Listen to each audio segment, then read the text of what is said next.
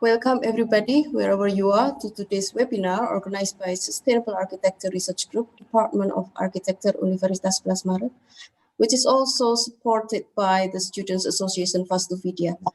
My name is Ovita Purwani, and I will be your host in this webinar. Today, I am very delighted to welcome our guest, Associate Professor N.U. Wang from National Cheng Kung University, to share his research with us, with an interesting topic on town planning and fortification design of the Dutch VOC in Asia in the 17th century. Before we start with the main speech, we will have an opening speech from the head of Department of Architecture, Universitas 11 Maret. Please welcome Dr. Untung Joko Cahyono.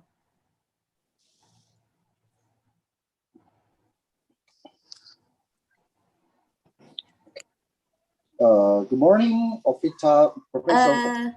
I'm sorry, it's the head of the department first. Oh, yeah, okay, yes, sorry. An opening speech, yes. Sorry, Ovi, it is just a trial? No, this is already streaming.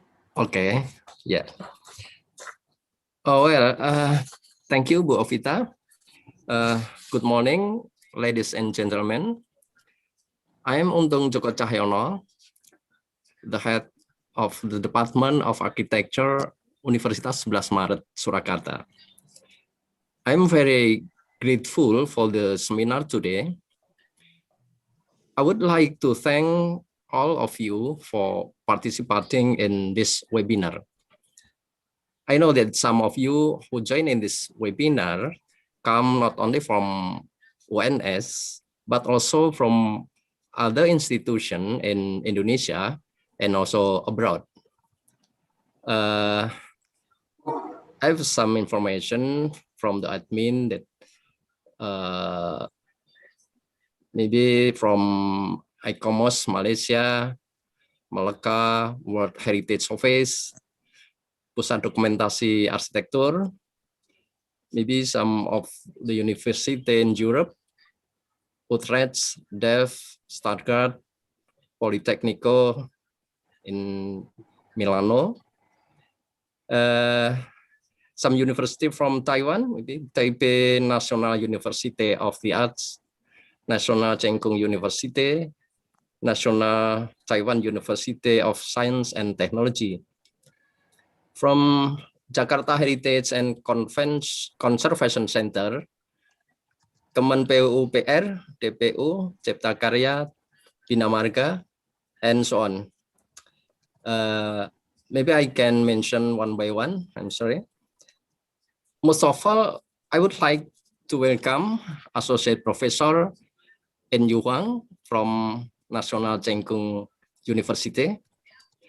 Thank you for your willingness to share your research with us.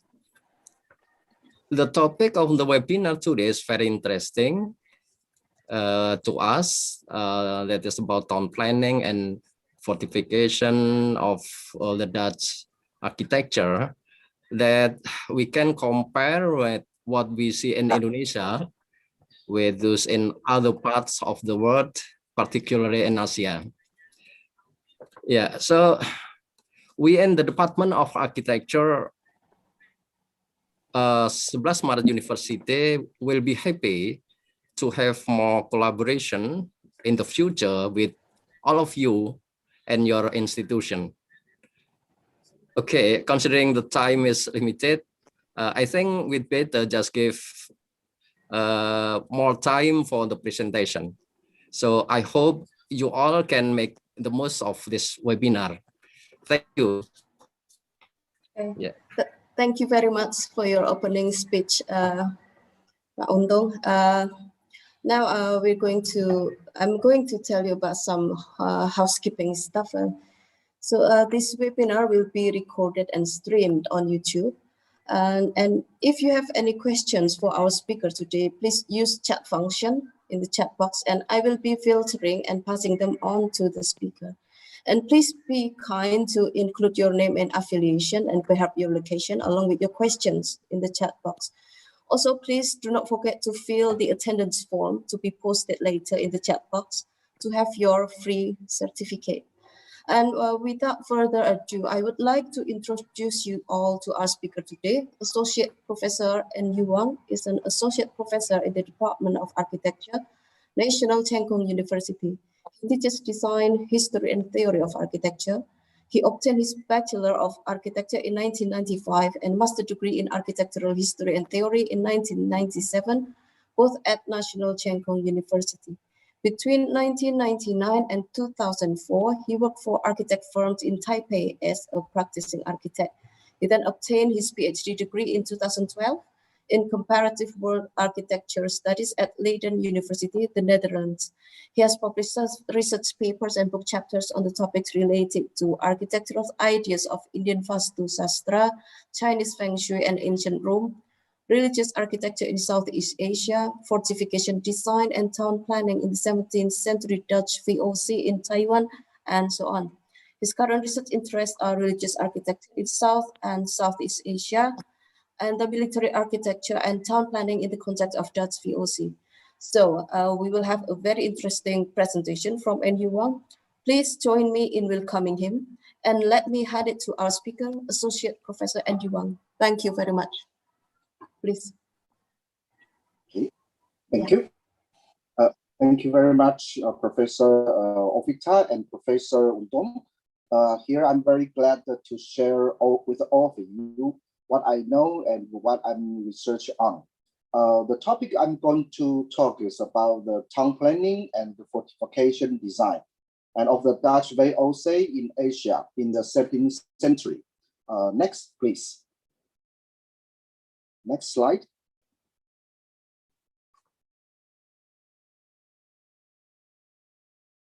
Yes.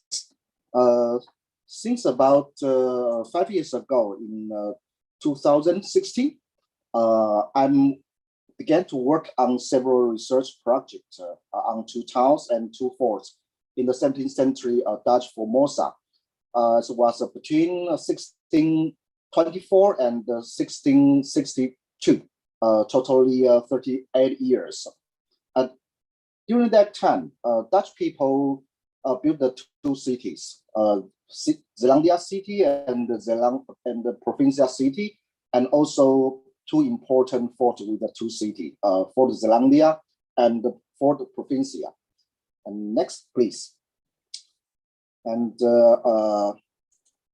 since that time, I became very interested in the ports and forts of the Dutch VOC, and also the VEC, the so-called East Indian Company, and also the West Indian Company. Please, next slide, please. Okay, now we can see the map. This is a map from the website of the Atlas of Mutual Heritage. This website is quite good because you can find many thousands of pictures and the maps during the 17th and 18th century about the Dutch VOC and the VEC all over the world. You can find the map of the post cities and also the painting of architecture, fortification, etc. So since that time, became very interested in how I'm thinking why Dutch people in 300 and 400 years ago, they can build so many cities and also fortification and many other kind of architecture all over the world.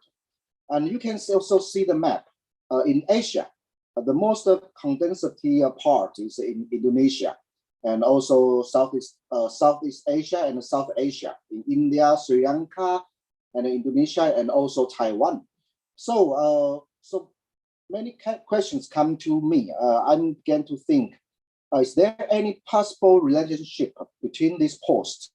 And also people, do the people at that time share their knowledge and also the technology, materials, and also the craftsmen in construction these buildings in the network of Dutch VOC.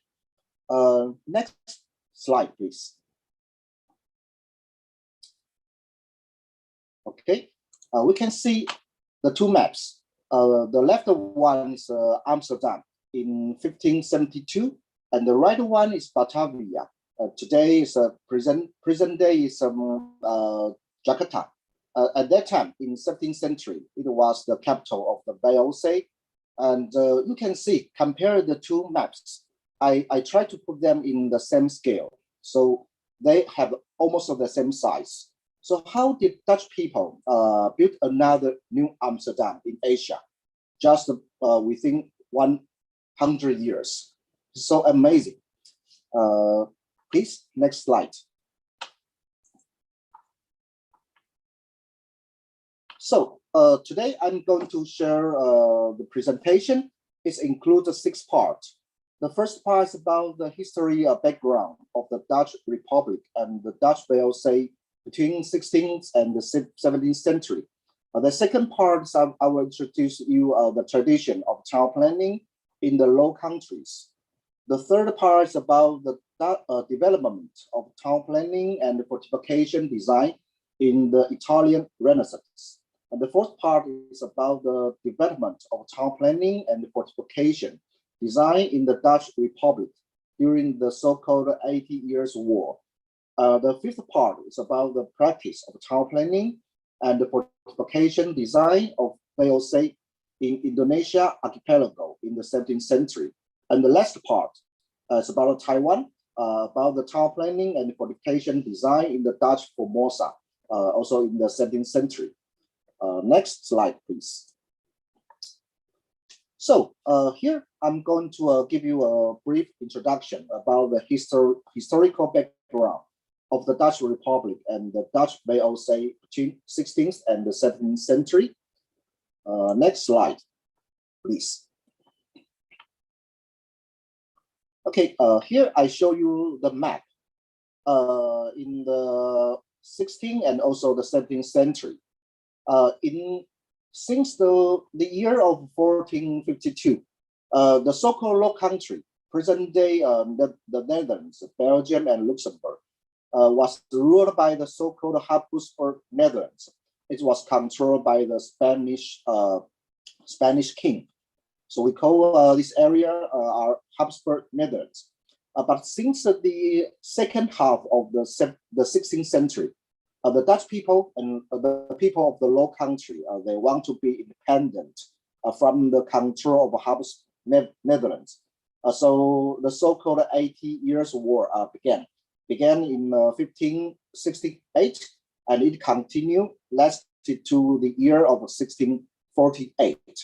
During the 80 years, the Dutch people, they fight the Spanish in Europe and also in Asia, in every part of the world. And the second stage of the war is called the 30 Years' War. You can say that all the European countries that participate in the war. And finally, in the year of the 1648, the Netherlands, the Dutch Republic, finally get their recognition by other countries. They think the country is an independent country in the mid of 17th century. So, but as early as in the year of 1581, the Dutch people already declared this as an independent country, the so-called Dutch Republic. During the 8 years, since the second half of 15th century and the first half of 17th century, the Dutch people, they learned a lot from other countries, and they also have their own tradition, develop their own idea on the fortification design and also the town planning. Next slide, please. And since the early 17th century, because Dutch people got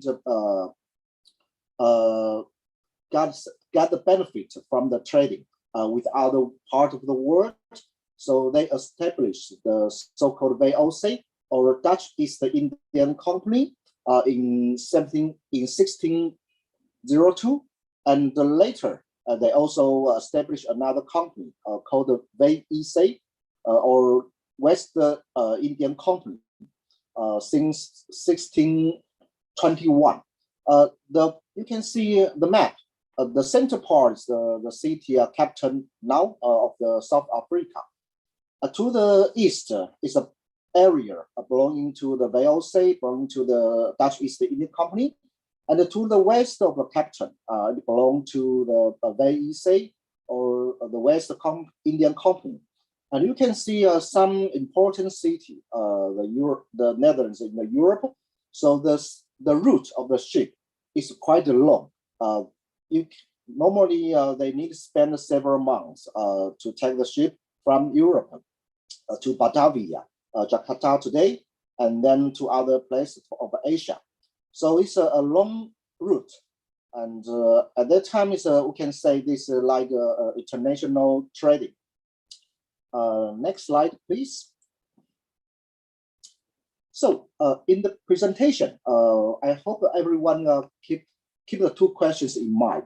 The first question is about, did the Dutch VOC follow the ideas from the Netherlands when they practiced town planning and fortification design in Asia in the 17th century?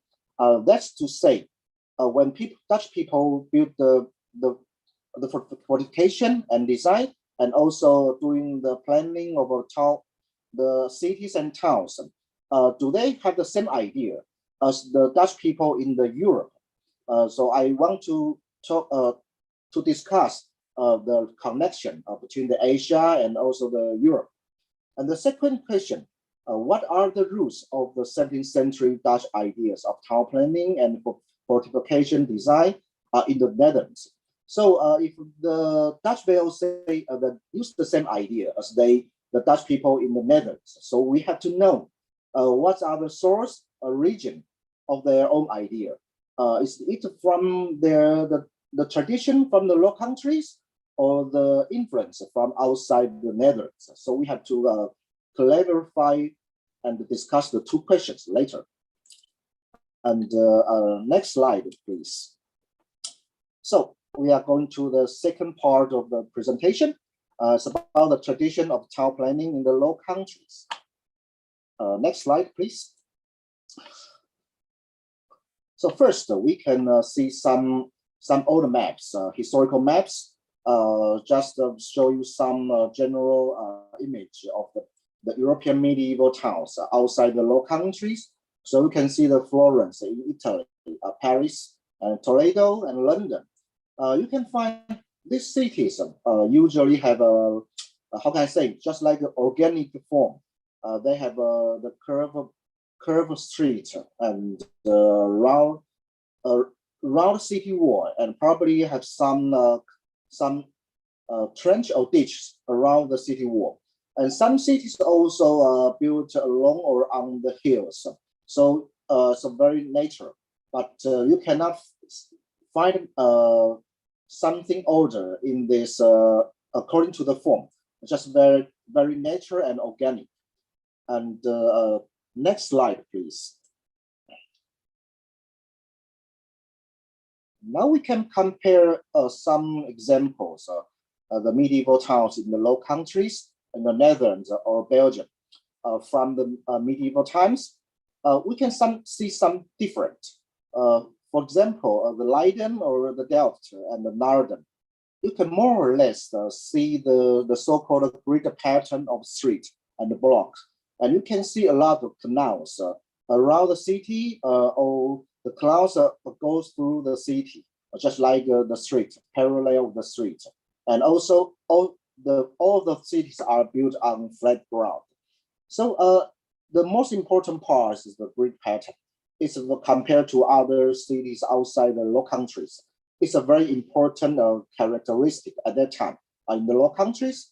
And this probably because have something to do with the polder system, because they have to drainage the water from the lower ground to the river.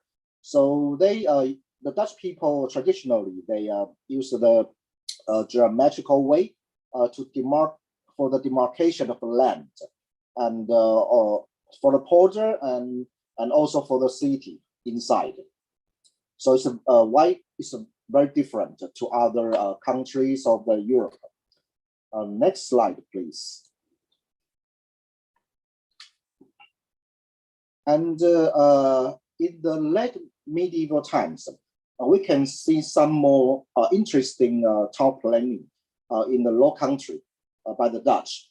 I show you three examples in my slide.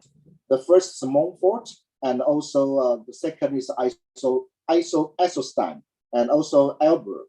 The three cities was new towns at that time, in 17th and in 14th century. You can see the characteristic of the grid pattern are more clear, and even the city are in the shape of a square, and surrounded by the canals, and also the canals was introduced into the city to use with the compare with the street. So it's a very different at that time for the Dutch people. They build the way of they build their city, plan their cities, but in other part of the other part of Europe, we cannot see many examples of like this, the totally new planning of towns and cities. Next slide, please. Of course, in the 16th and 17th century, although Dutch people kept their own tradition of city planning, however, we should understand another influence from outside the Low Country. It was a so-called Italian Renaissance. At that time, many Italian Renaissance architect and engineer, military engineer, they developed a lot of new ideas for the town planning and fortification, and through a lot of different ways, this idea came to the Netherlands. Next slide, please. Here is some of the treatises on architecture in Italian Renaissance. And for example, the book by Alberti and by Palladio and by the Serlio, their treatises are a lot to a great extent echoing to the Architectura, or the 10 books on architecture by the ancient Roman architect Vitruvius. And in these books, they suggest and prove or recommend the principle of geometry, and also the proportion, and the idea between nature and the man-made world, and for the design of architecture and for the planning of cities, and a lot of many different aspects since the 15th century and or 16th centuries. Next slide, please. And at that time, many Italian architects or military engineering, they developed their own ideas about the ideal cities. For example, the ideal city by Giocondo, by Giorgio, by Philalet, and also by Vasari. They all have their own design or planning of an ideal city. And you can see some common characteristic among these examples. First, they all have a geometric form. And second, they all have a concentric form. So geometric and concentric are very special character at that time, and not only used in town planning, but also in architecture. For example, a lot of churches buildings in Italy, in Florence, in Rome, most of them have the same idea, geometric and concentric form. Next slide, please. Okay, regarding the military architecture, in the late medieval times and early modern times, the warfare are very different to the traditional medieval ways, because the gunpowder and artillery are introduced in the warfare, into the battle, especially for the siege warfare. When people want to lay a siege to other fortified city, they can use the gunpowder and artillery.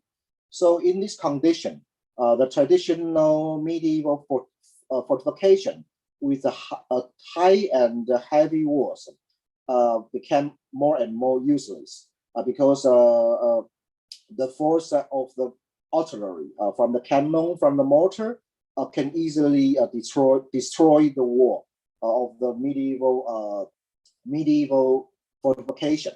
And so people began not only use the artillery, cannon and mortar to besiege the town, but they also use the artillery for the for defending the towns. And moreover, the cannons are also used in the battleship on the sea. Next slide, please.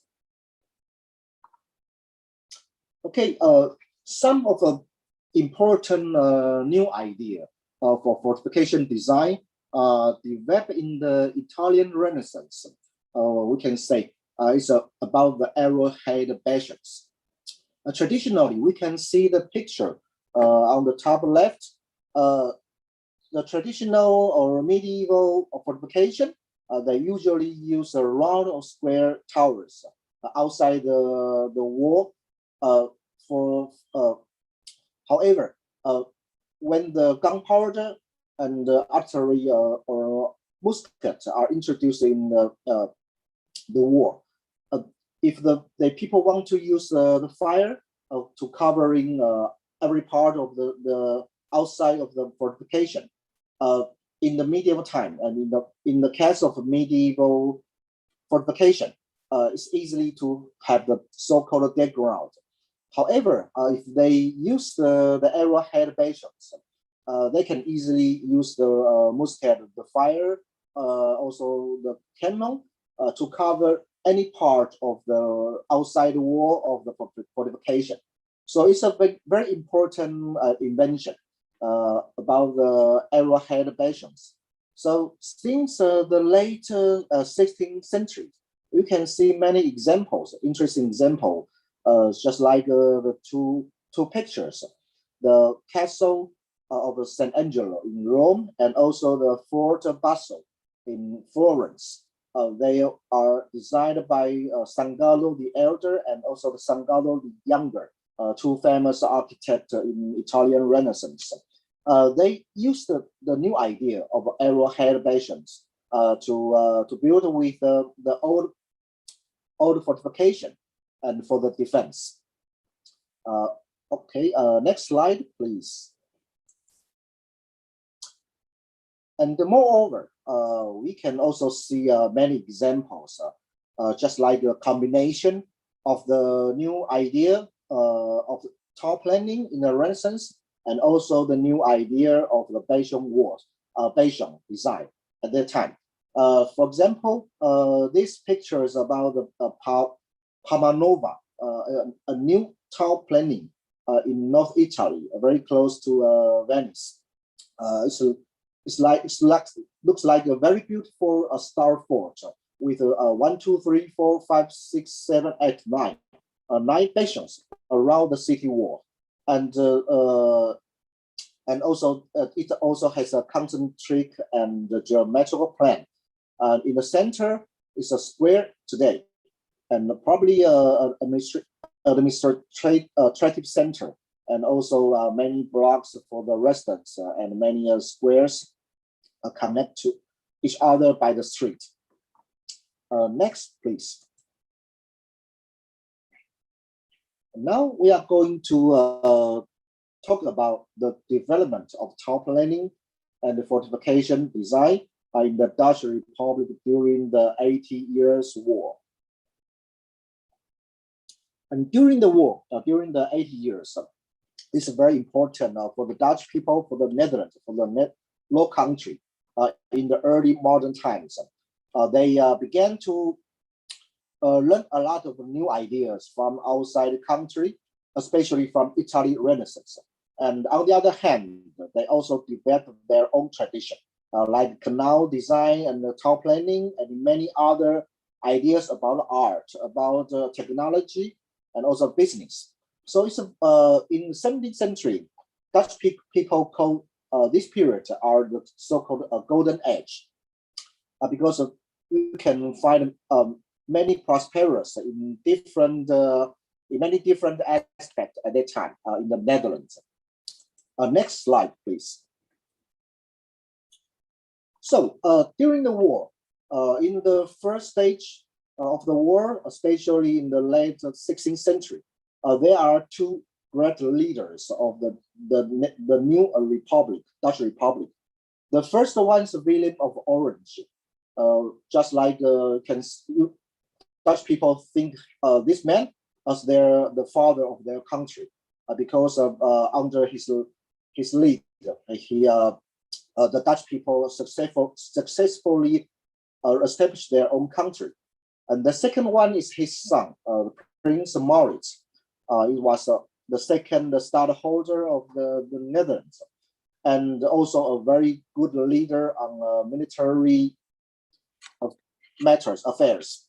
Under the rule of the two people, they also hire and a lot of military engineer for design and build a new fortification or for the modification of old medieval towns. One of the person is Andrian Antonis. I show you on the picture on the top right, Andrian Antonis. He was a Dutch mathematician and also surveyor and also a cartographer and military engineer. So he participated in a lot of projects about the modification of old medieval towns. For example, in the picture of the Hardwijk, this is the drawing is made by him.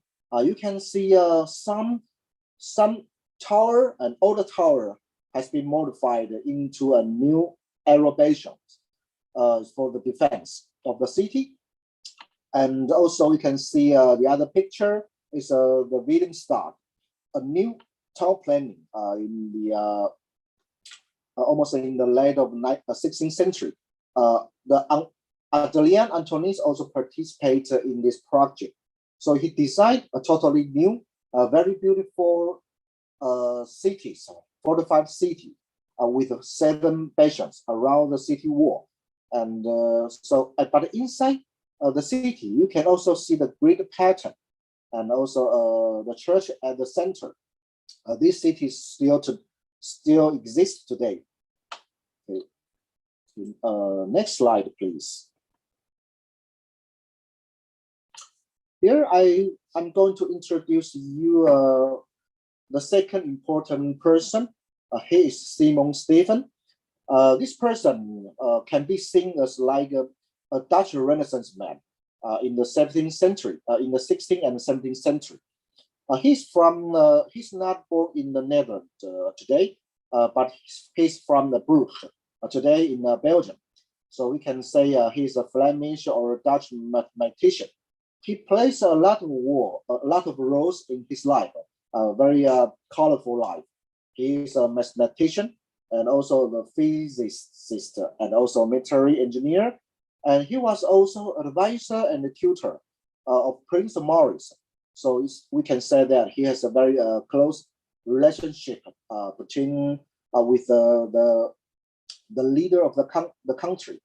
And also Prince Maurits appointed him to be the founder of the engineering school of Leiden University. So since the late 16th century, many important persons, engineer and military engineer, architect, surveyor, and also other kind of engineers are trained in this school.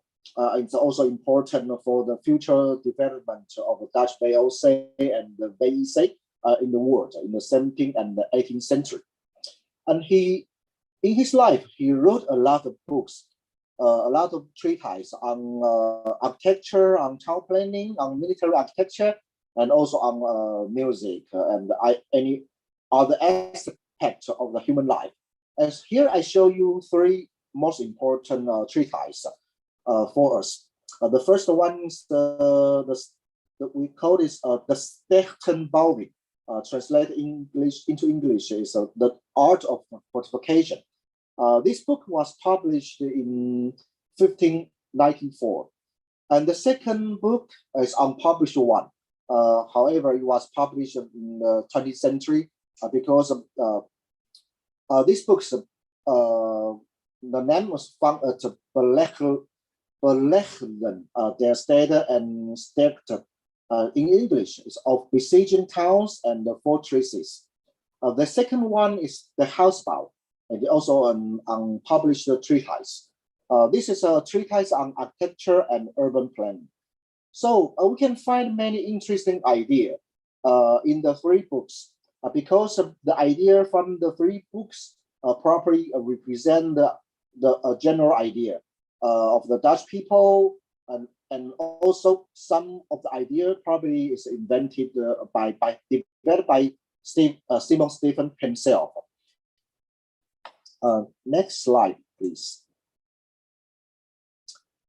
For example, in the book of the Stechtenbauing, the art of fortification, published in 1594, this is a picture, the figures from this book. Simon Stephen used a lot of the figures to explain and to discuss the benefits of the fault of different way for build a tower, a square tower, round towers, and also compare with the Arrowhead. So here you can clearly see the influence from the Italian Renaissance. And also he showed a lot of different examples of how to design and build a concentric, like the star fort, a fort with 6 bastions or 7 or 8 or more.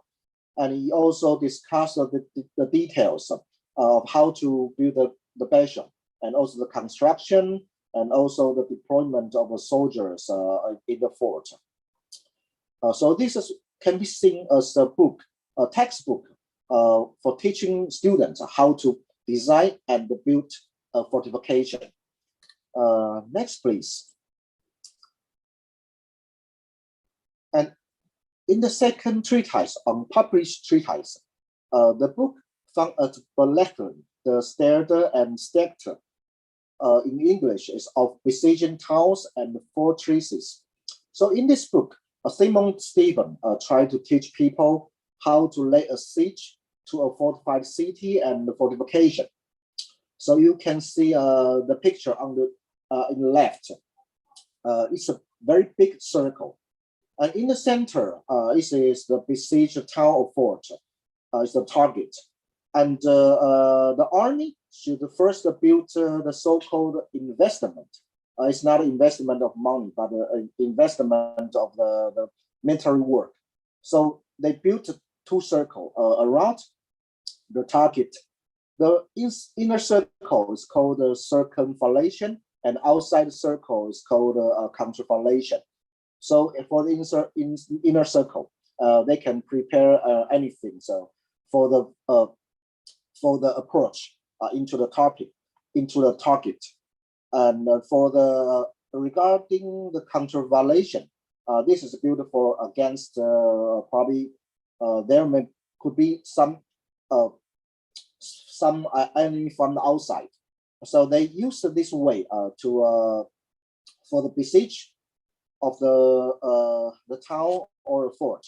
And the way of the so-called investment are not from the Low Country, but can be traced back to ancient Roman times. So it's just a popular idea. And probably this idea was also introduced by the Italian Renaissance architect into the Low Country in the 16th century. And probably also during the 80 Years' War, the Dutch people learned this idea from other troops, from the Spanish or other countries. And the pictures I show you on the right is about the system of approaches on the fort without words. For example, the people, they need to build trenches and some temporary fort or battery, and use like a zigzag way to approach the target. So in this book, not a heavy book, Simon Stevens talk a lot of different ideas and principles and tactics for the besiege of a town or fort. Next slide, please.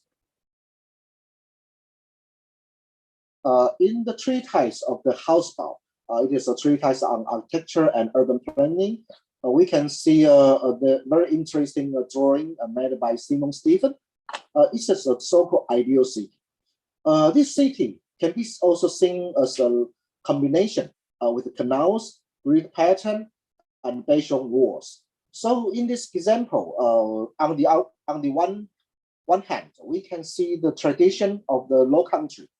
For example, the grid pattern and also the canals, they are from the tradition of the Low Country itself. However, on the other hand, the bastion walls, they use a lot of bastion to fortify the city wall outside. We can say this is an influence from outside the Low Country, from the Italian Renaissance. And also we can see the picture on the right. Here's also some drawing of by Simon Stevens. He used this picture to discuss whether the fault and the benefit of the way of for the planning of the town planning. So he kept the idea of the bastions from the Italian reference, but he strongly suggests the grid pattern is more efficient than the concentrate way from the Italian Renaissance. So it's a very important combination and very different to other countries, European countries at the time. The important combination with the Dutch own tradition and also the influence from the Italian Renaissance. So we can see the characteristic of canal, a grid pattern, and the bastion walls. And this characteristic can also be found in the VOC Asia and also the other parts of the world. Next slide, please. So we can say in the late 16th century and the early 17th century, the new idea of the fortification design in the Netherlands, in the Low countries, people give the name. It was called Old Netherlands system of fortification design. It was developed during the first half of 80 Years' War. And there are some important characteristics. You can see the bastion. At the point, the point of the bastion, the front side, it was called a salient. And also the two sides in the front of the bastion, it was called face. And the two sides was called flank. And the flank side should be usually vertical to the wall, which connecting the two bastions. We call it the courting. And so based on this idea, it's easily for the soldier in the fortification in the fort to use their fire to cover out any part of the fortification. And next slide, please. And after in the second half of 17th century, especially after 1670s, the new idea was developed of a fortification design was developed in the Netherlands. It was contributed a lot by the person, Dutch military engineer Menno van Cocholen. We can say it was one of the two most important and influential military engineer of the Europe at that time. Another one is Bourbon from France. This is Menno van Cocholen from the Netherlands. So he developed some new idea and made the fortification more complicated and used a lot of outworks outside the fort. Next slide, please. Here, I also want to share with you some interesting map of the siege warfare during the 80 Years' War.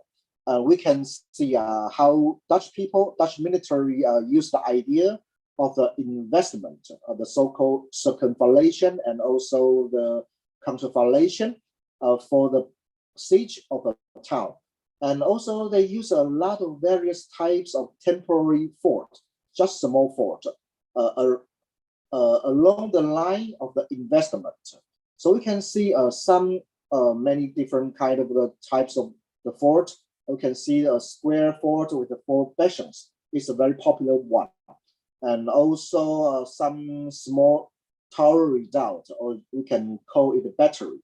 And we can also see a military camps and many other types of fort. It's hard to give a name. And all the maps are from the atlas of the 17th century Dutch cartographer Johan Blauw. Next slide, please. And here's another example. It's the map of a siege of a Steenwijk in 1649. And we can also see other types of the fortification. For example, the fort of 5-point star, and also a square fort with 4 half bastions, and also the fort of 6-point star. And the next slide, please.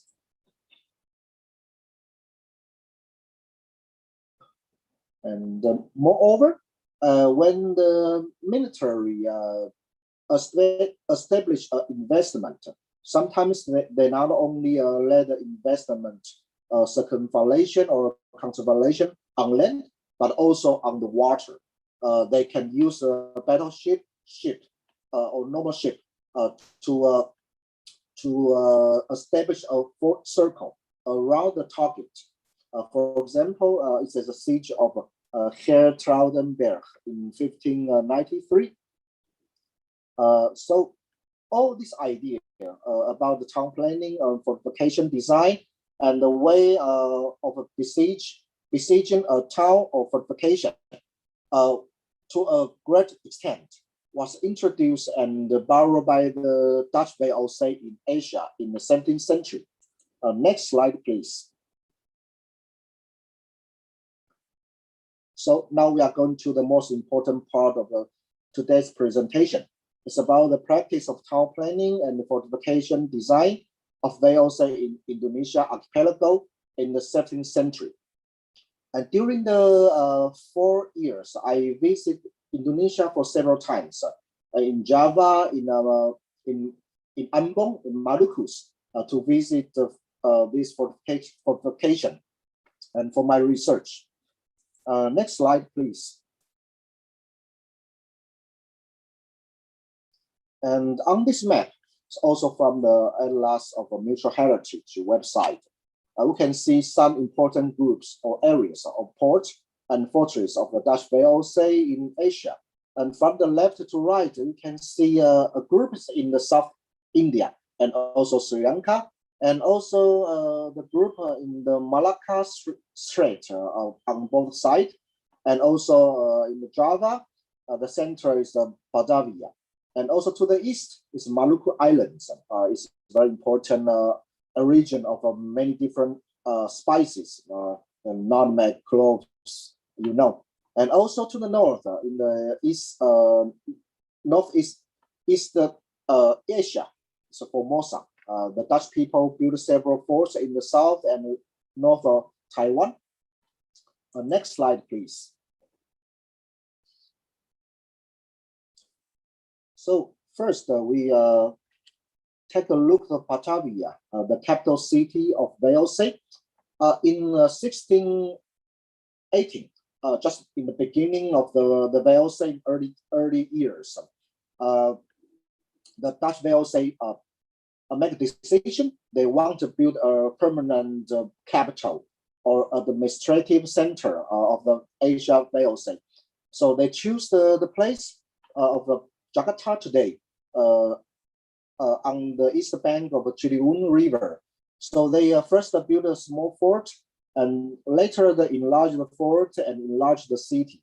So you can see some different stage of the early days of this city. Next slide, please.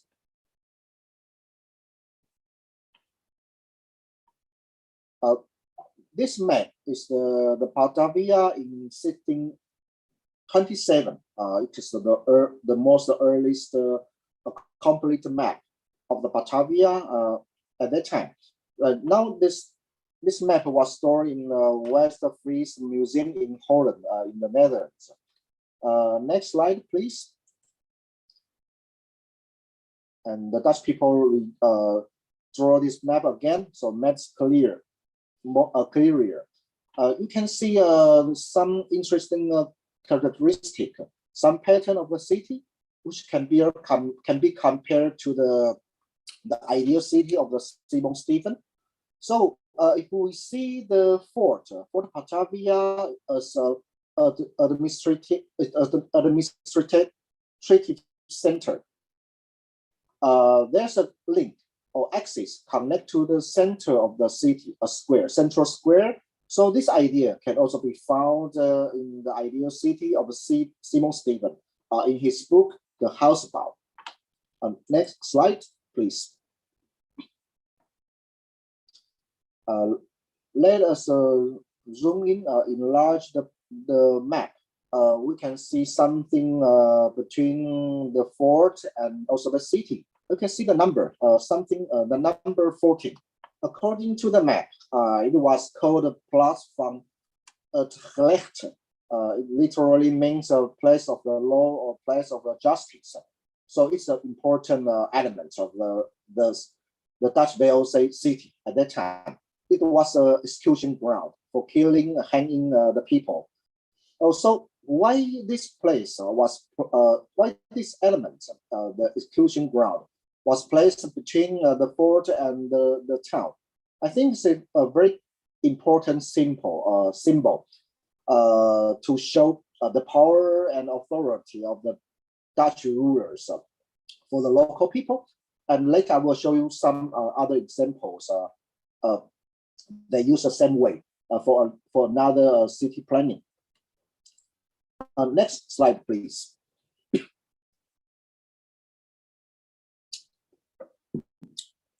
And here we can also do some simple comparison between the Batavia in 1652 and also Amsterdam. They have some similar characteristic. For example, the central canal and also the grid pattern of street and blocks, and also the canals surrounding the city walls. And of course, in Batavia, they also add some new elements. For example, the bastions around the city walls. So the city is quite big at that time, and even much bigger than most of the European city in the 7th century. And it's also quite a big city in Asia in the 17th century at that time. Next slide, please.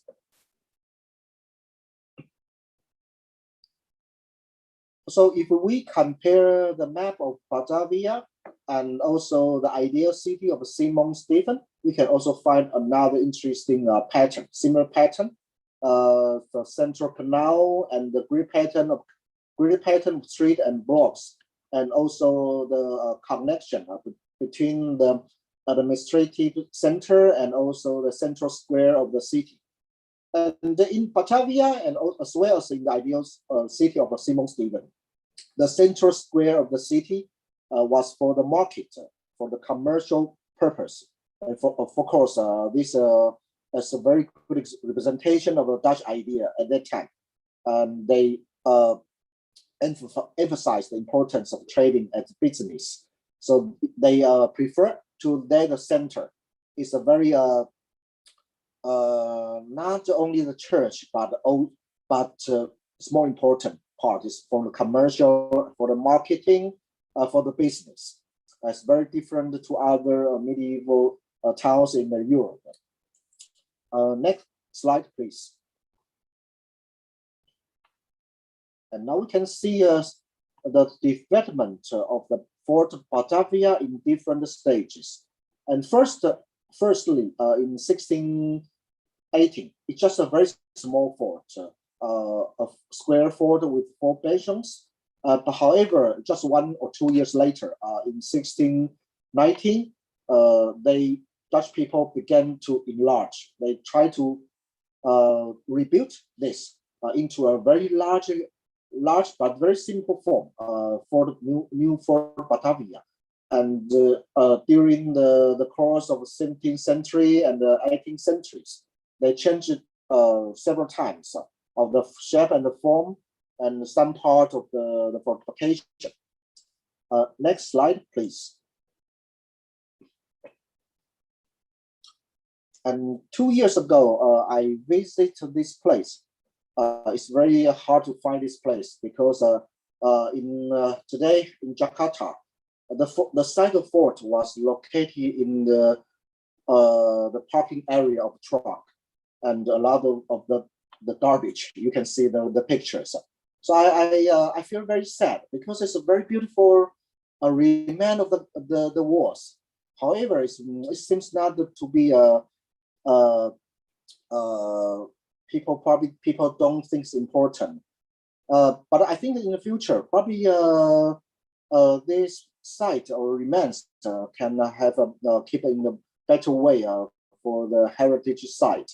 And on this wall, we can see a very beautiful the brickwork. We call this Dutch crossbound. It's a very important characteristic compared to other way of a brick wall of other countries. And this picture I show you is probably is in the inner side of the bastion. It is southeast part of the bastion. Next slide, please. In the second half of 18th century, we can see some modification or renovation of Fort Batavia for the Fort Batavia of the city Batavia. However, this plan was not realized.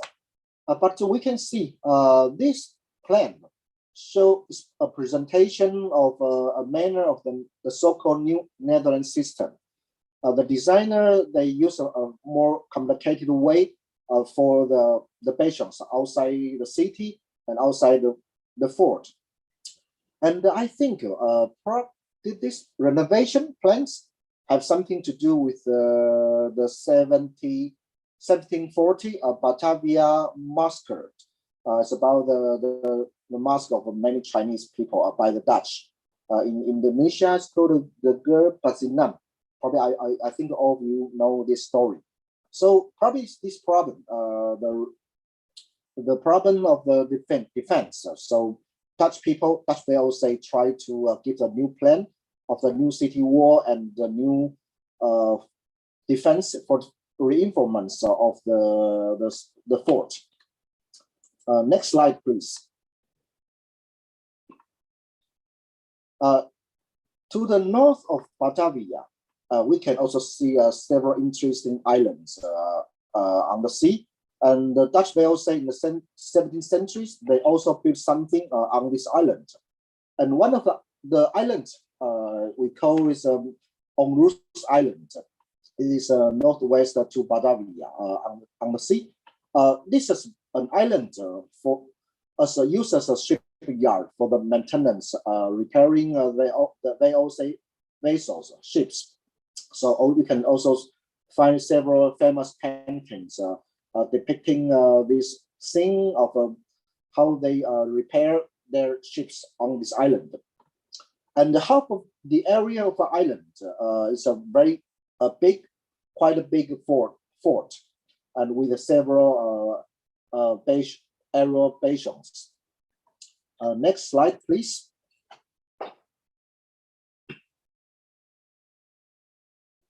And today, if we visit this island, we still can see some archaeological discovery of the remains of the fort on the ground. And also we can visit the graveyard It's quite beautiful graveyard along the coastal lines, and we can also see some Dutch people was buried here. For example, this is a very young girl. Her name is Maria van der Velde. Her tomb was here. She just she died in the year of 28 years old. She's very young, and how it's very hard to imagine how the Dutch people with their families they lived in the island for a long time, probably for their whole lives, only in this island. And the next slide, please. Now we are going to quickly take a look some other examples of town planning and fortification design in Maluku Islands to the eastern part of Indonesia today. Because the Maluku Islands was the origin of the famous spices, nutmeg and cloves. So first, Portuguese people they visited islands in the 16th century, and in 17th century became Dutch people. Dutch, they all say they gradually capture and control this island from the hand of Portuguese people. Next slide, please. In this area, the most important city is Ambon. It was also used as the seat of the VOC military commander of the Maluku Islands. Today, Ambon has become a quite a big city, but at that time, next slide, please.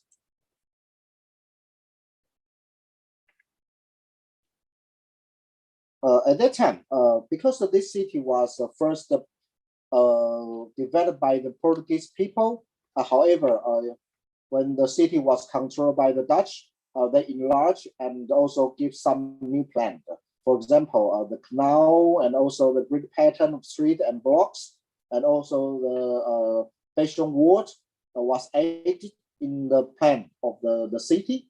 And also you can see the fort, which name is Victoria, Fort Victoria. In the first stage, this fort was built by the Portuguese. So you can see some very interesting shape of the bastion. It's not from the Dutch.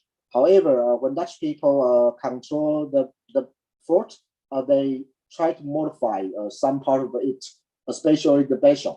So in the picture of the 1651, you can see 4 very beautiful bastions designed in the way of the old Netherlands system.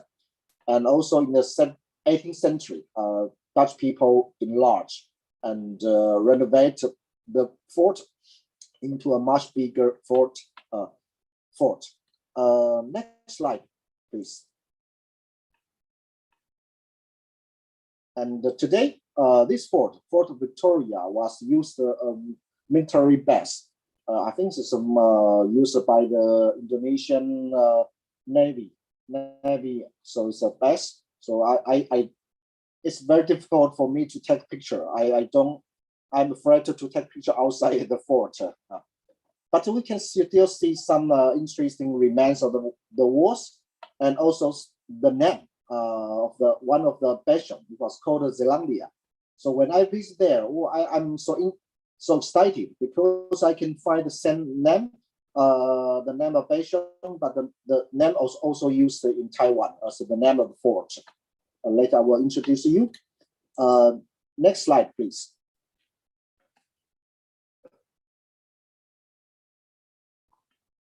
And for me, the most interesting part of the fort in the Maluku Islands, in the Ambon area, are not the big fort, but many smaller forts built around the coastline of most of the islands. And for example, Fort Amsterdam, it was built in the north, at the north coastline of the Ambon Island.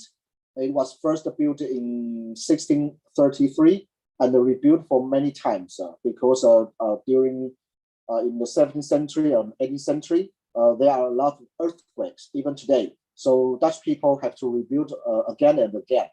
And this fort is very simple because it has the form of a square fort, but only with the two diagonally opposite bastions.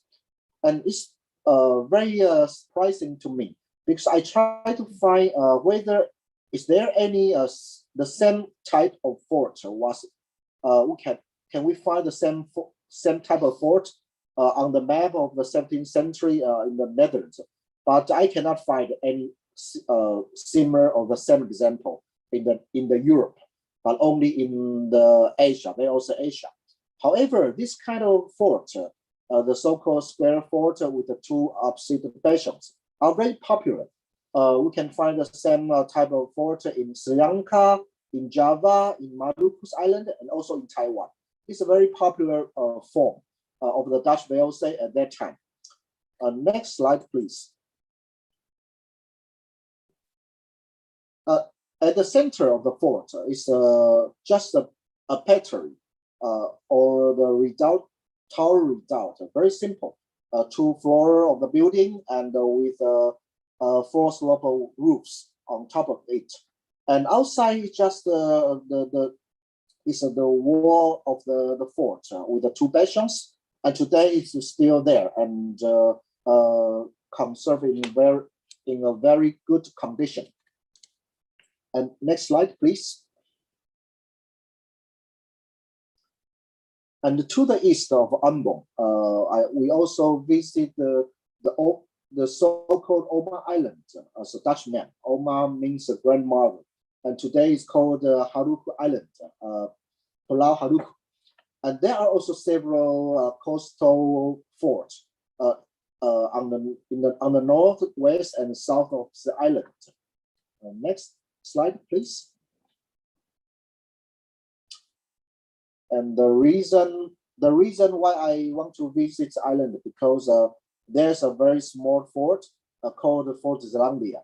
So it's interesting to me because in Asia, in the 17th century, in the Dutch VOC Asia, there are only 2 forts have the name of Fort Zeelandia. One is in Taiwan and the other one is here. So, but here, this one is very small, and there's only the tower redoubt at the center, and outside the surrounding wall is just a simple wall and without any bastion. And next slide, please.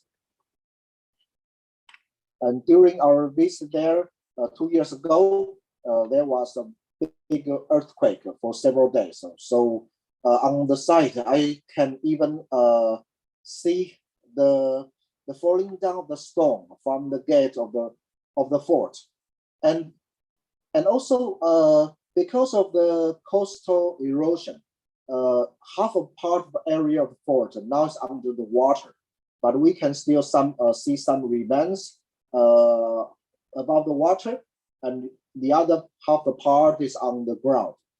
And I hope in the future, between Taiwan and Indonesia government, we can together work something on this fort, because the two forts in Taiwan and Indonesia in Maluku Island have the same name, Fort Zeelandia. Next slide, please. And we also visit another fort, for example, the Fort Holland on the north of Maluku Island. And this fort has a form. We call it square fort with 4 half bastions. Although it has 4 bastions, but the bastions are not complete, just half. So you can see like a swastika form. And the wall of the fort is very low, and built up with the coral stone, local coral stone from the coast. Next slide, please. So we can do some simple comparison. The types of temporary field fortress built for the investment, the so-called circumvallation and countervallation, used in the siege warfare by the Dutch Republic in Europe. during the 80 Years' War.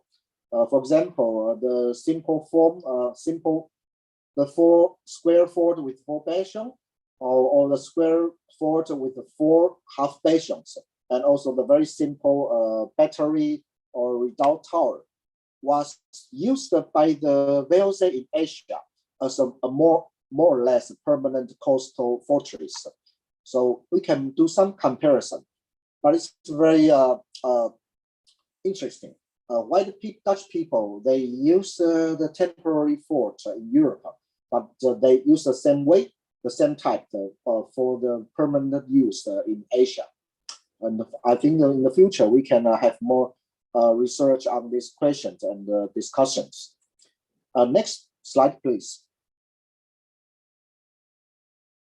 And here is also interesting map. It's about the siege of Lala on the Salam Island in 1654 during the Great Anbong War.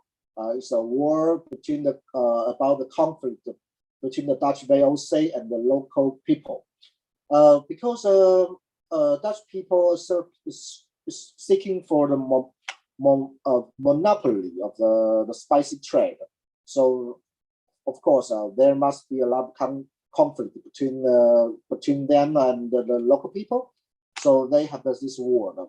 Dutch people want to totally control this area. So they lay a siege of Lala, a big town in this island.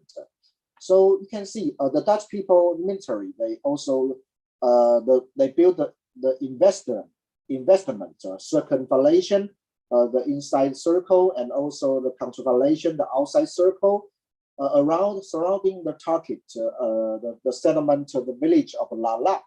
And on at the same time, they also use the battleship to make a circle surrounding the city from the seaside.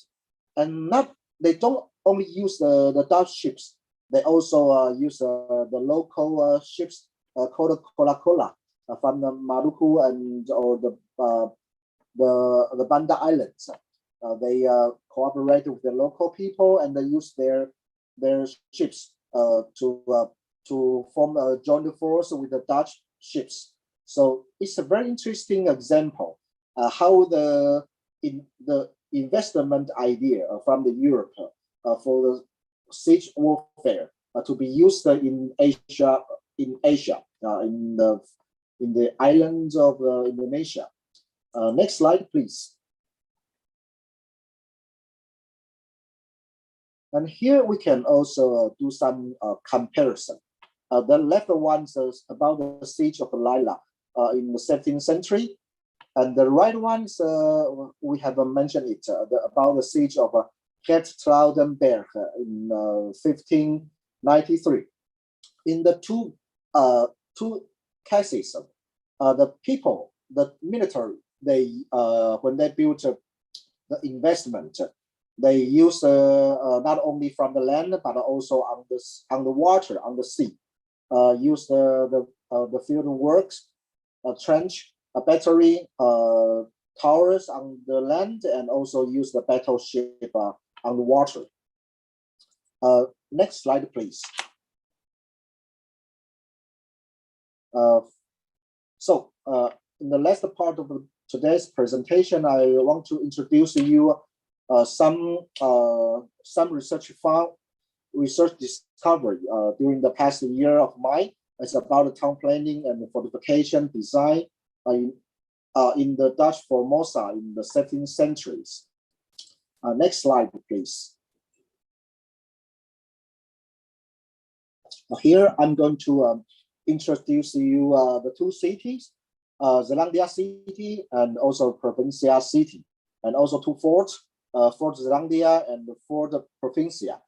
And on the two map, you can see these two cities. One is on the left side of lagoon, and the other one is on the east bank of the lagoon. So most of the ship, Dutch people choose this place. It's very good because it's very hard for the Spanish or Portuguese ships to approaching this the harbors of the two cities, because they have the complicated way of the route to approaching to the lagoon. And on the left of the lagoon is a Zeelandia city, and also the Fort Zeelandia. And on the east part is Provincia city, and also the Fort Provincia. It's on the shown on the map of 1642, and at the time, the Fort Provincia is yet to be built, so we cannot see the plan of the fort on this map. Next slide, please. Here is another more a map with a clearer showing us the Zeelandia city and the Fort Zeelandia in the year of 1644. And from the left to the right, you can see the Zeelandia city with many blocks. And it seems the Dutch people use the grid pattern to build the city. And also the Fort Zeelandia on the right. And between the fort and city, you can see a very important element. It's the execution ground, just located at the center on the open ground between the fort and the city.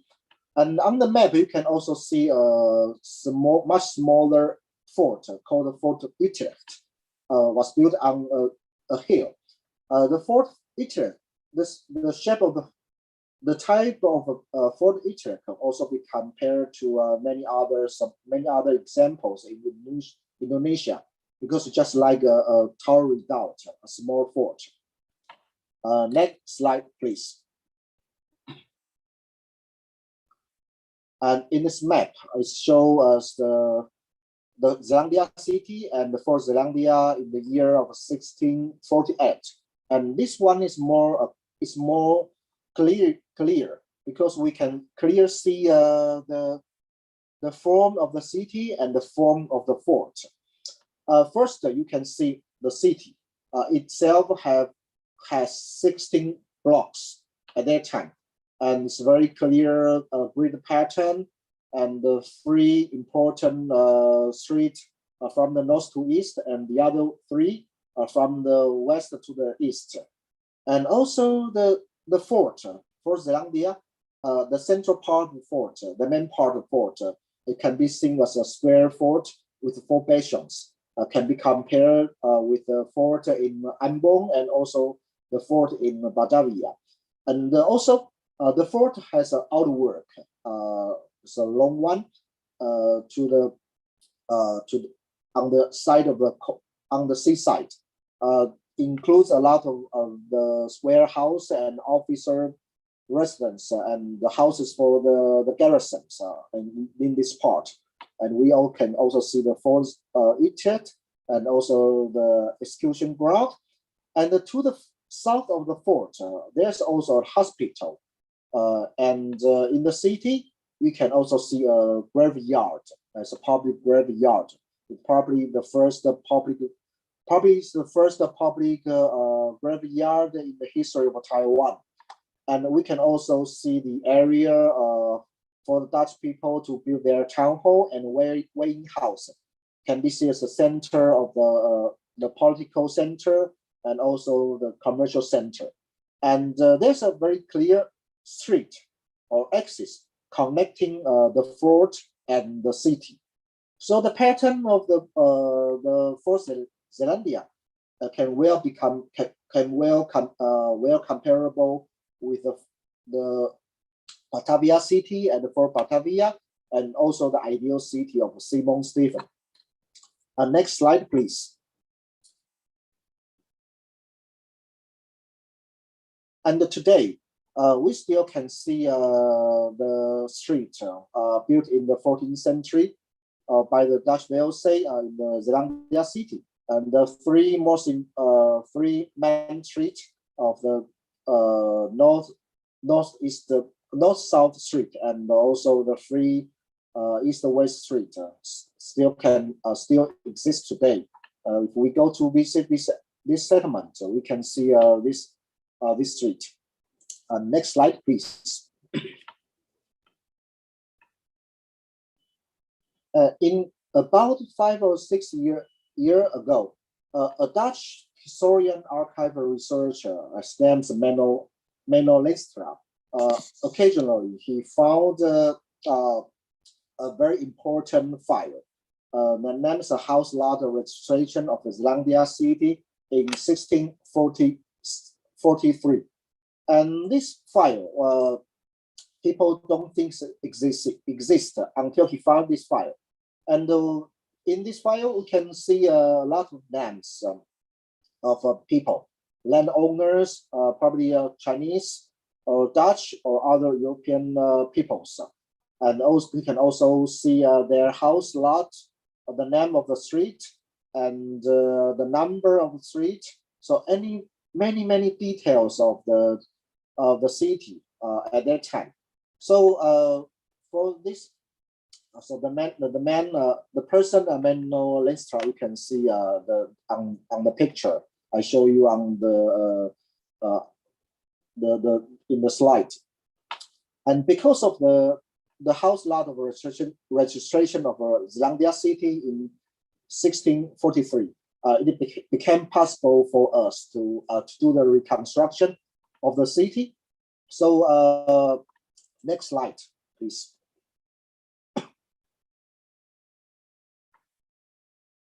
Based on the house lot registration, and along with a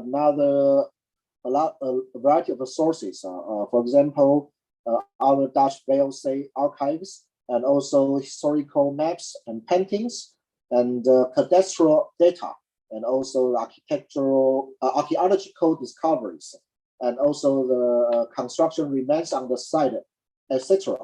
So during the past years, we have I and my team, our teams have been working on this reconstruction research of the Zeelandia and Fort Zeelandia in the mid 1640s. So on the left is the Fort Zeelandia, and on the right is Zeelandia cities. And next, please. Next slide, please. So also, I also use according to the information from the house lot of the year 1648. You can see on this map, how the landowners or house owners in Zeelandia City in the mid 1640s. The white part is we don't know who are the owners of the land, but the yellow ones, the lot is belonging to a company, Dutch VOC, and blue one belonging to the Dutch or European people, and the red one is belonging to the Chinese people, Chinese immigrant at that time. So it's very interesting for us. We can see how is the different landowners or house owners, how is the spreading of the cities, and which area is can be seen as a group of some kind of people. For example, you can see the Dutch people, they prefer to live in the area very close to the fort, and also in the new area in the south, very close to the canal, probably for the better weather or sunshine. And you can also see the company, they control the land on the east part and also the west part, because of the two parts are important. On this part is a entrance of the harbor, connect to the another city, a provincial city, on the eastern bank of the lagoon. And the eastern part, the yellow one, is control the entrance of the street leading to the fort. Also, it's important for us to know how Dutch people they use this land of the city at that time. And next slide, please. And here I also do some trying to do some analysis of the spatial relationship between the fort and the town, and according to the some information data of the so-called effective shooting range of a cannon and mortar. So according to the the so-called effective shooting range of cannon and mortar, we can see how the role fort plays, a military role fort plays at that time. The mortar, the projectile of the mortar is like a curved route, and for the cannon, the projectile is more straight, and it's about 200 meters, and for the mortar, it's about 500 meters of the shooting range. So I make the circle. I use the center of the four bastions of the main part of the fort as the center to make the circle to represent the shooting range of the canal and mortar. So you can see the interesting. The whole cities are under the cover of the shooting range of the mortar, about circa 500 meters, and the cover of the shooting range of the cannon, 400 meters, just cover the void part, void ground between the fort and the city. So according to many VOC texts, the Dutch people, they very emphasize around the fort, the ground must keep the void, keep it empty. Nothing can be built, exception for the company buildings, because for the defense, Dutch people it's not allowed for the other people to build the construction obstacles around or too near the fort. So you can see in the circle of the effective shooting range of cannon is very just open space. And in the future, probably you can use this analysis to find the possible location of another fort, Fort Utrecht, because today we still don't understand where it is located. But according to the analysis of spatial relationship, according to the effective shooting range of cannon, I think the most possible location is in the circle of the cannon shooting range, because they can defend, cover each other by the force from the fort of Utrecht and from the fort of Zeelandia. Next slide, please.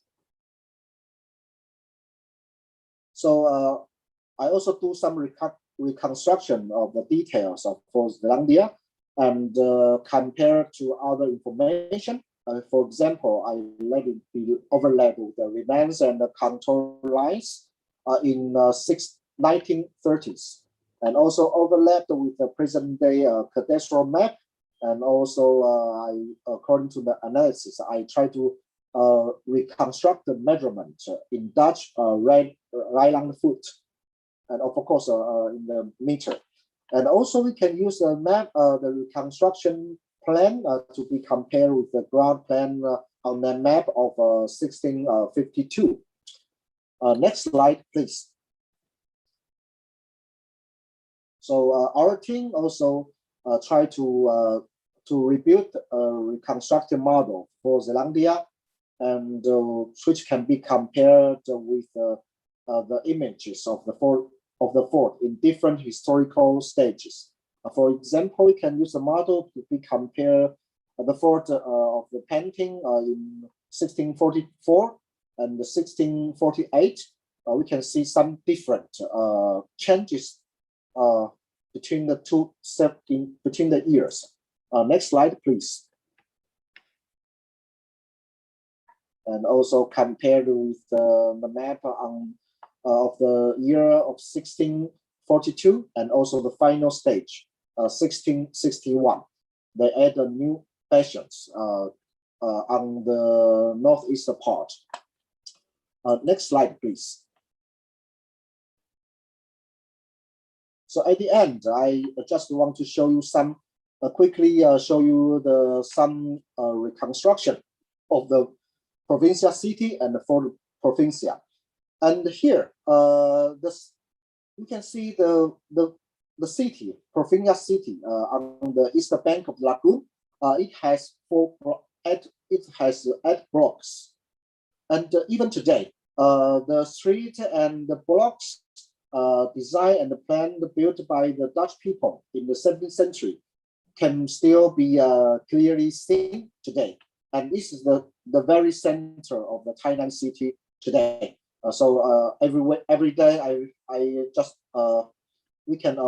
I just into the city for eating or for doing something.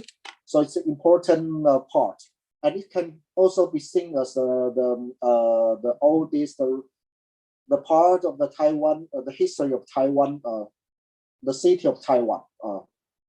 And the Fort Provincia was located to the north of the city, and it's a very simple and small fort because it can only be seen as a square fort with the two diagonally opposite bastions.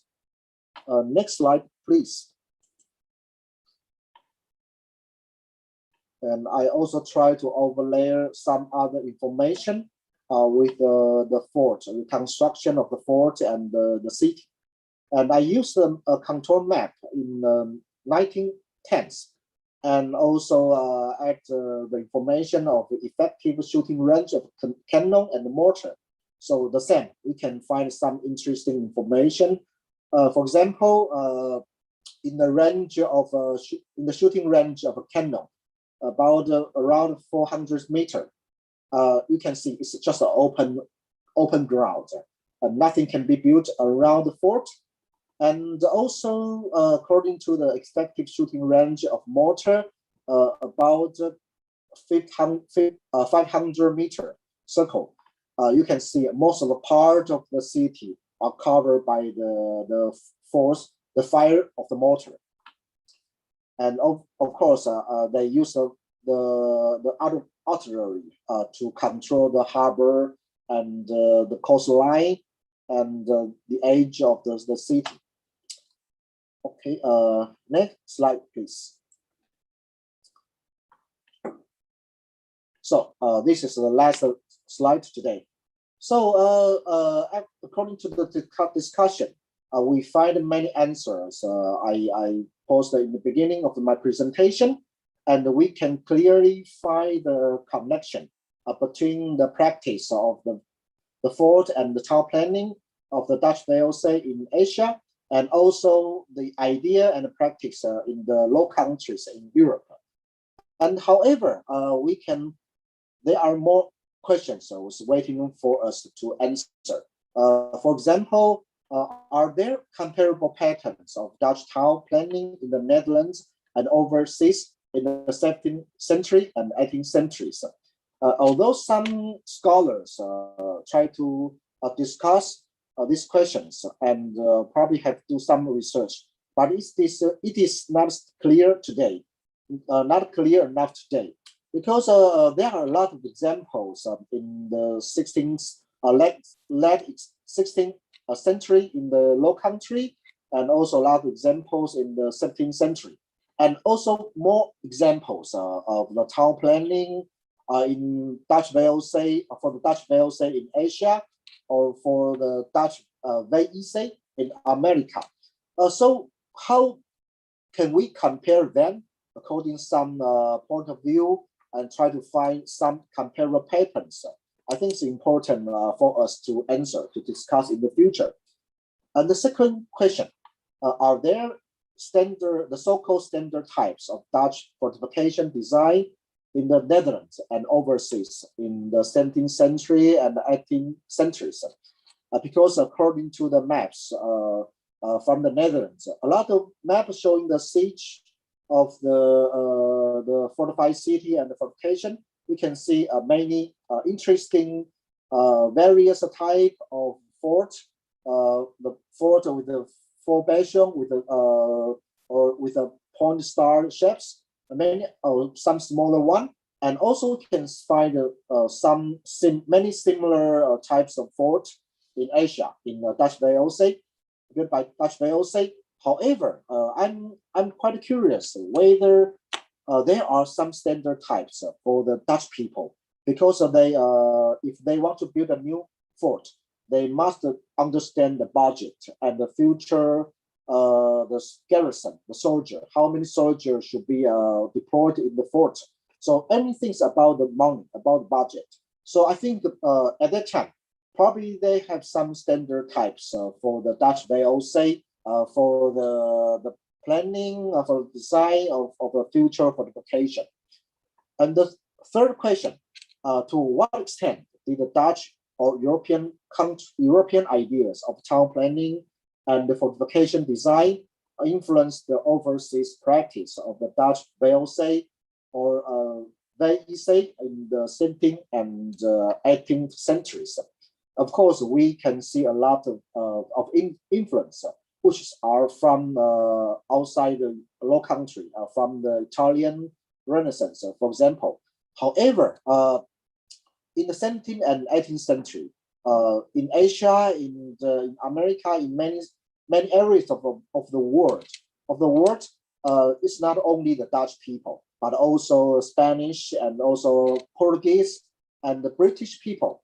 They all have their own post and for fortification design in many islands and continents of the world. So I'm also curious whether are there any exchange of ideas between the European countries for the practice of the fortification and town planning? And in my research, I found something probably in Asia. Probably the Dutch people have been influenced by the Spanish and Portuguese, probably from the Macau or from the Maluku Islands. But I'm still working on these issues. And the fourth question, were there international or interregional systems of construction and international or interregional exchanges of building technologies, materials, craftsmen, etc. among the network of the Dutch VOC and the VEC in the 17th and 18th centuries? And as we know, in the Asia, the people working for the company are not too many because of it's harder for a lot of Dutch people at the same time to take the ship from Europe to the Asia. So when they build the fortification or any other types of buildings in the post, Dutch VOC post, they need to hire the local people. For example, the Chinese people and also the people from Bandanese, Javanese, as we know, according to the text. Some of them are slaves and some of them are just hired workers. And also they have to use the material from different places in Asia. For example, when Dutch people built the Fort Zeelandia, many of the woods are from China and also from South Asia, from Thailand, and probably also from the islands of Indonesia, because it's harder for Dutch people at that time to cut the tree from the forest, because most of forests are far from the port, the Fort Zeelandia and the Fort Provincia. So they have to import the wood from other regions. And of course, they use a lot of the Chinese workers and also imported the bricks from China and probably from other places. Of course, they also have their own local bakery of the bricks. So it's also interesting to me. I want to do the research about the network, about the exchange system of technology and many aspects of construction, and in the of the Dutch VOC in Asia, and probably in the future about the Dutch VEC. So in the 17th and 18th countries. So for the conclusion, I think we need more international cooperation in discussing and answering the above questions, because these questions are very important to our own history, and not only to the history of the Dutch people, but important to our own history. Be we Taiwanese, Indonesian, or the other countries are ever involved in the history of the Dutch VOC and the VEC. So I hope in the future we can have more cooperation between Taiwan and probably Professor Vita from Indonesia and other scholars. So thank you very much. Okay. Thank you very much for your wow, really complete materials. And yes, we have very limited time now, but I'm going to go straight forward to the questions. We have several questions in here. The first one is from Minu Rebecca, a doctoral student in Kerala, India. And she asked some question, and how do you perceive the downsizing of Dutch forts in Asia? And can we see this in line with Dutch aspiration for an empire? And the next question is, did the Dutch follow a regulate and separate policy in Asia like Anjana Singh argues about Cochin? Maybe you can respond to these questions first. Excuse me, could you repeat that again? First one is, how do you perceive the downsizing of Dutch forts in Asia? Can we see this in line with Dutch aspiration for an empire? The preserving or Downsizing. downsizing? Downsizing. Well, if she's still in here now, I will ask her directly, but she's not. She's not in here now. Yeah, she already left. I'm sorry, I don't understand the question. Okay. Okay, maybe the next one is from the YouTube. This one, I found this one very interesting. This one is from Pak Anto, Wacana Christian University. He asked that you have more information about who were the workers or carpenters or artisans of those fortresses, Yes. the local people or the Dutch from the motherland? Yes. Yeah. In my research, when I doing the research about the Fort Zeelandia and the Fort Provincia, it's very interesting because according to the text, have been mentioned frequently from the later of the Batavia government and also from the later from the Taiwan the government from the Batavia. They talking about there's some problem of the lakeness of the materials.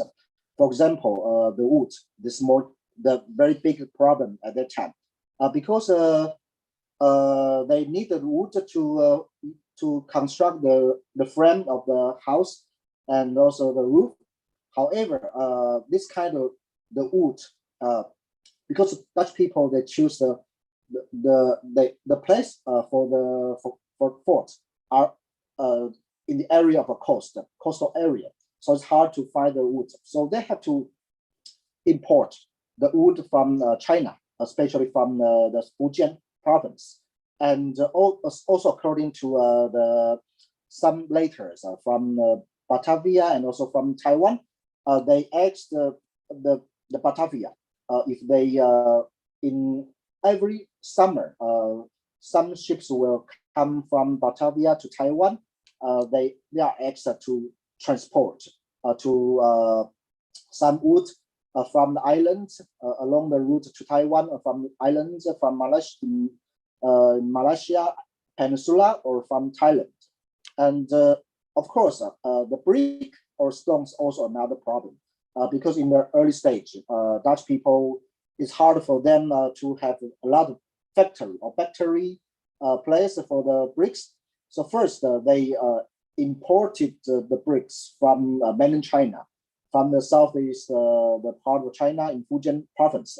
However, we know there are always some conflict between Taiwan and China. Sometimes the Koxinga in China, they forbid the ship to go to Taiwan. So the Dutch people cannot have enough source of the bricks. So in around the second decades of the Dutch people occupying Taiwan, in 1630s, they began to construct a lot of factory, and also not only the bricks but also the mortar. They burn the oyster shells to gather the mortar, so they can have the bricks for the construction. And moreover, another interesting part according to the archaeological discovery about 15 years ago at the site of Fort Zeelandia, we can find some the so-called small yellow bricks from the motherland of Netherlands. They call the hele stintje, just called just the small yellow bricks. These bricks are usually put on the ships, and when they move to a place, they can take out of the bricks, and they can use the space for the cargoes, the goods. However, this kind of small bricks sometimes are also used as a construction for the overseas fortification and other kind of buildings. And in my presentation, I just mentioned the island, Onlus Island, the north to the Jakarta. On this island, we can see a lot of small yellow bricks on this island because of the ships. Most of Dutch VOC ships should be repaired and maintained and on this island. So yellow bricks trigger that's why we can put out bricks there. So not only the bricks and the woods, but also kind of other materials. For example, the metals should be probably for Jakarta. Because in Batavia at that time, there are some big factory or the carpenter or blacksmith studio. So they produce a lot of the metal elements for the construction and then spread to Taiwan and any other part also in Asia. Yes, and of course the same problem. They also add and cooperate or sometimes a bad way to let the local people as slaves to the construction of their fort, like the Bandanis. They kill a lot of people in the 17th century, and as I know, many of the Bandanis people were transported to Taiwan for the construction of the Fort Zambia and Fort Provincia, according to the text. So I think today, probably in Taiwan, we will find some people that are from the Banda. Okay. Okay. And some more is, are there always military engineers on board? Because the company built many fortresses in the tropical area, and how did their architectural style deal with the tropical climate? Yes. An important question. Yes, we can find difference between Fortification and the Fortification in the local. For example, we can a lot of battery or small power redoubt. They were the roof on the top of the fort. For slope, for example, the Fort Amsterdam, small fort in the island Lukus and Java, they all have the roof. But in the Netherlands or in other European countries, in the mother Europe, they rarely on the fashion because it's not used in Europe. They need the sunshine. The rain is not as heavy as in Asia. But we know there are the monsoon, the seasonal monsoon, and a lot of the heavy rain, and also in Taiwan there are typhoons, and so the tropical wind is always a problem for Dutch people in Asia. So they have to build a roof on the fort, on the bastion of the fort. And the other one about the covering of the walls of in 16th and 17th century in Europe, in Low Countries, when Dutch people developed their own the construction of the way of the construction of fort in the they usually don't have the or stone. for the outside of the fort, just laid it earthen ramp, because in the ground is very flat.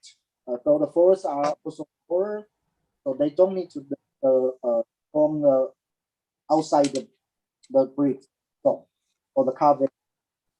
However, in Asia, in Sri Lanka, South India, Java, and also in Taiwan, the Dutch people use a lot of or local or stones protect the outside of the fort, because of the tropical problem, the weather problem. Yes. Okay.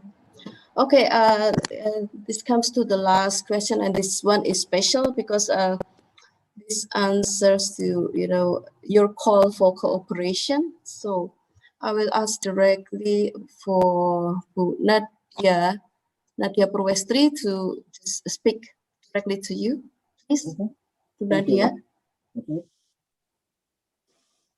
Wait, she's not here anymore. Oh yeah, she's here. Please, Nadia, could you? Okay, thank you. Thank you, Ms. Ovita, and thank you for Mr. Huang for your very nice presentation. I would like to inform you that here in Asia, there is a network that established in 2014. It was when initiated by the Hirado Data Trading Post in Japan in 2014. We established a network that called VOC Heritage Network.